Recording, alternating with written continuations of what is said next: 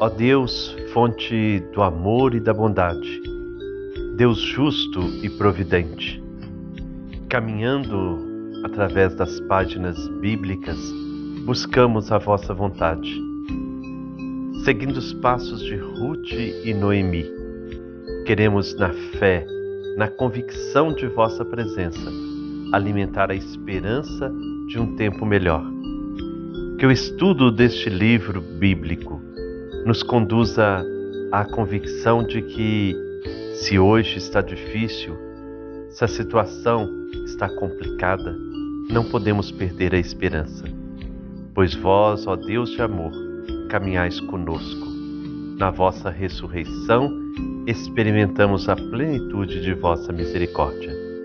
Concedei-nos, ó Deus de bondade, por este estudo, fortalecer a nossa fé e a nossa decisão em segui-lo.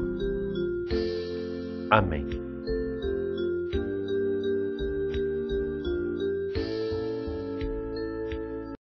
Irmãos e irmãs, paz e bem, hoje, dia 27 de abril, nós continuamos a contemplar o segundo quadro do livro de Ruth, o capítulo 1, os versículos 6 a 22.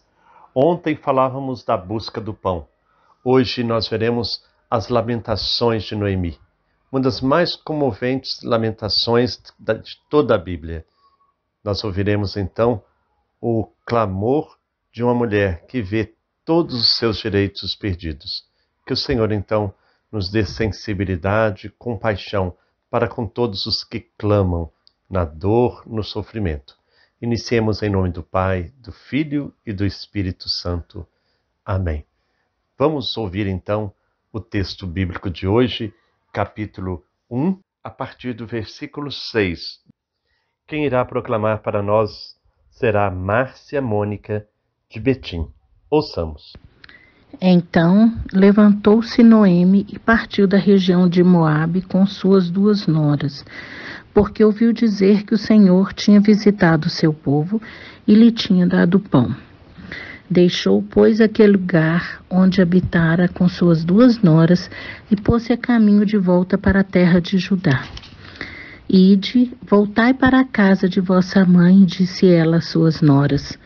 O Senhor use convosco de misericórdia, como vós usastes com que morreram e comigo.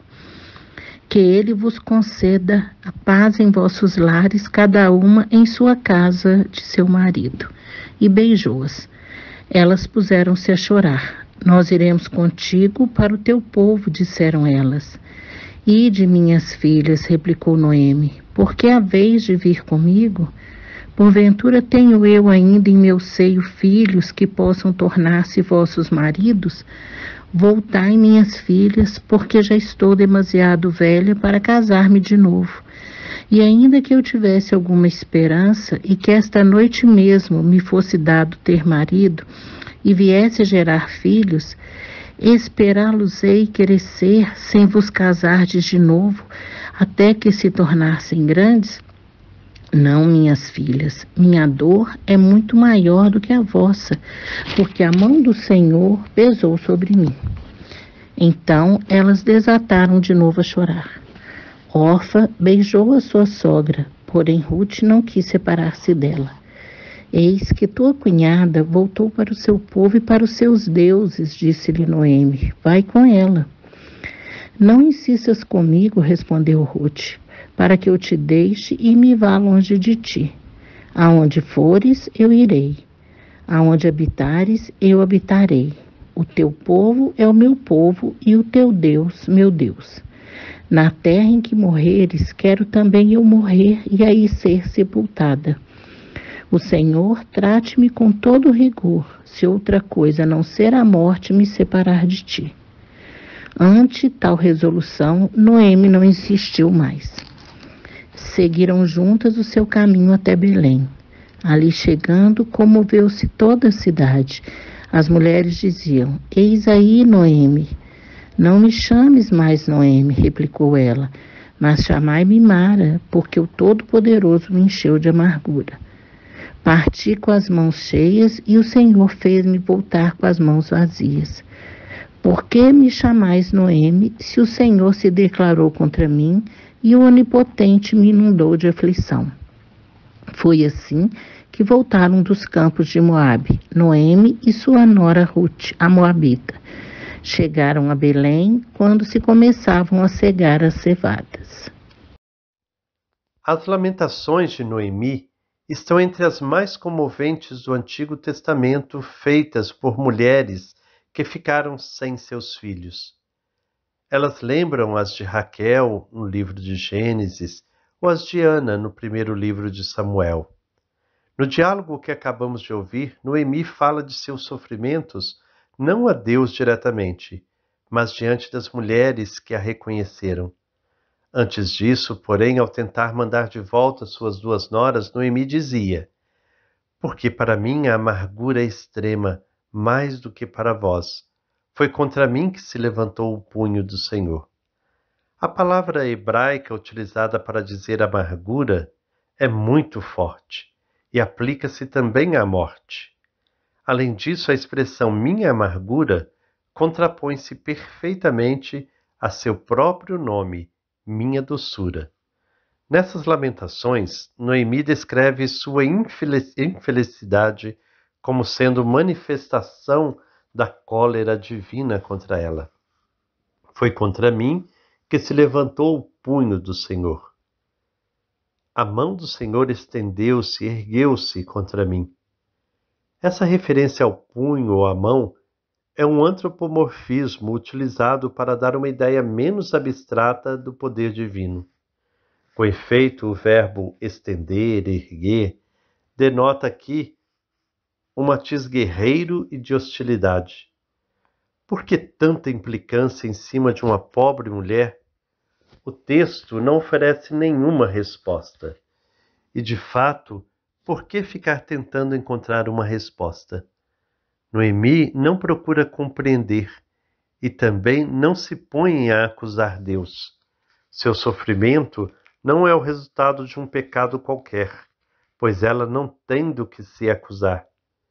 É verdade que foi duramente atingida e vive uma situação de grande miséria.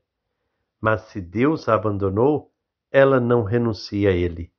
Amando Deus acima de tudo, Noemi mostra quão desinteressada é a sua fé.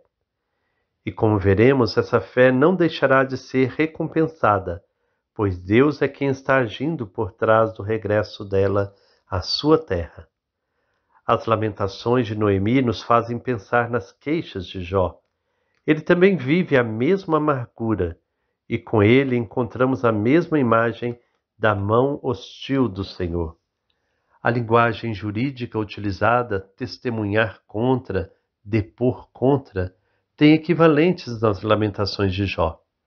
Nos dois casos, encontramos também acentos análogos acerca do sofrimento e da desgraça que se abatem sobre Noemi. Ambos estão diante de um Deus justiceiro e terrível que os pune por pecados que ignoram. Nós podemos então nos perguntar: e hoje, o que este texto de Ruth, que até o momento refletimos, diz para nós? Noemi resolveu regressar a Belém porque Deus visitou seu povo e deu-lhe pão. Quais seriam os sinais de uma visita de Deus ao seu povo de hoje? Diante das desgraças que me afligem, por quanto tempo fiquei parado sem fazer nada, sem dar um passo à frente? Ruth se liga à sua sogra de maneira duradoura. E eu, será que permaneço ligado aos meus compromissos? Vivemos numa sociedade em que os direitos são vistos como sendo individuais e as responsabilidades como preferencialmente coletivas. Será que eu, como indivíduo, estou consciente de minhas responsabilidades no que toca à palavra que empenhei em minha vida familiar, nas minhas amizades, no meu trabalho, junto à minha comunidade?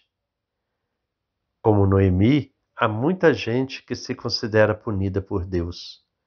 Esmagadas pela dor, essas pessoas tornam-se incapazes de perceber o futuro que já está presente no caminho de sua vida. Será que eu também sou assim? Hoje a partilha de vida vem de Belo Horizonte, a Selma, que vem homenagear um educador que também tive a alegria de conhecer, um grande educador. Vamos então ouvir com atenção. Muito bom dia, comunidade de fé. Gratidão, Frei Gilberto, por essa catequese diária que tanto nos evangeliza e nos leva à conversão diária.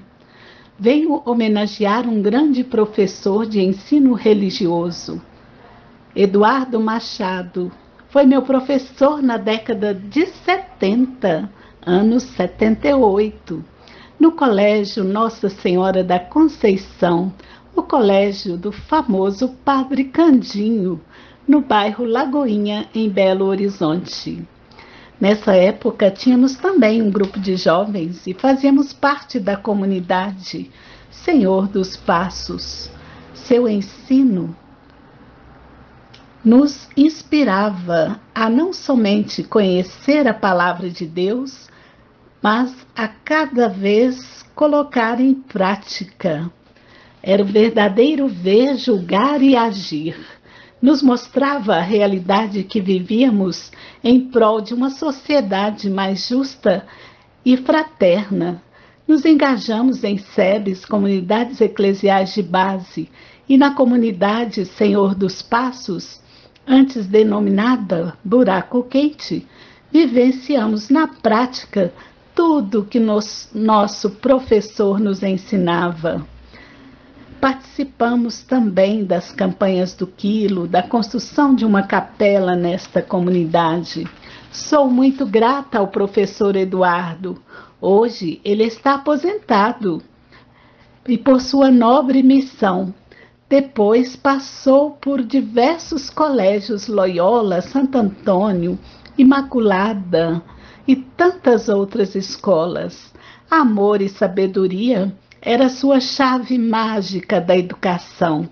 Ele formou meninos e meninas para o mundo ser pessoas competentes, conscientes, sensíveis e solidárias.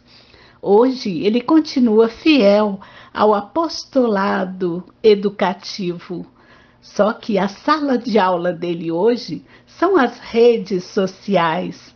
A sua lousa hoje é digital.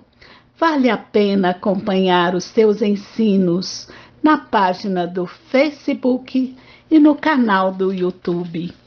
Ele sempre educou com profundidade, manifestando interesse verdadeiro e pessoal pelos seus alunos. Como nos ensinou Adélia Prado, o que a memória aprende, a gente até pode esquecer, mas o que a memória ama fica eterno. Como eu sempre digo ao meu grande mestre, professor Eduardo Machado, meu mestre é 100. Sensibilidade e ternura. Muito obrigada por sua nobre missão. Um bom dia a todos. Saúde, paz e bem. Bom dia, Eliane. Bom dia, Frei Gilberto. Bom dia, comunidade de fé. Você que reza com a gente nesta manhã de hoje. Paz e bem. Mais um dia que nós aprendemos junto a resistência, o companheirismo, com Noemi e Ruth. E Selma traz para a gente uma prosa boa, Eliane? Falar do educador Eduardo Machado, seu educador, educador e professor de ensino religioso. A gente sabe o quanto essas pessoas foram importantes para a gente, além dos nossos catequistas que nós tivemos durante a nossa caminhada. Ouvindo, Selma, a sua narrativa, falando do professor Eduardo, eu fiquei pensando muito no Paulo Freire, porque o Paulo Freire ele dialogava com os seus alunos, seus educandos, todos os temas sobre religião, sobre política, sobre os movimentos sociais, os movimentos populares, e ele se eternizou como patrono da educação, essa grande referência para nós. Então, o professor Eduardo Machado é para nós, nos tempos de hoje, um Paulo Freire.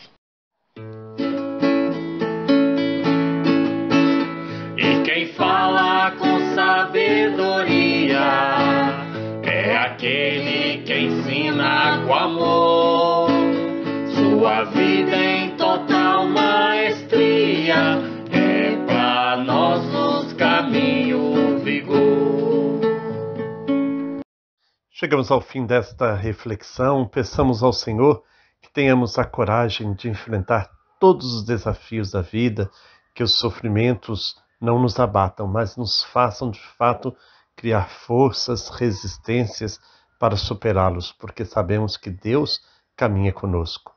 Que o Senhor nos abençoe em nome do Pai, do Filho e do Espírito Santo. Amém. Paz e bem.